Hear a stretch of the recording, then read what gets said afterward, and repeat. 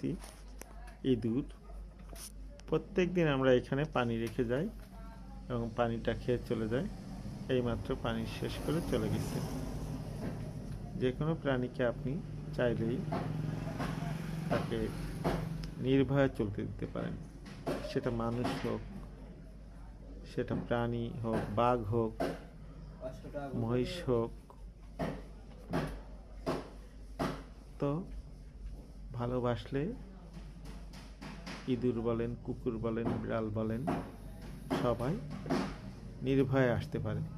আমরা সাধারণত ইঁদুর দেখলে তাদেরকে মেরে ফেলবার জন্য উদ্যত হই।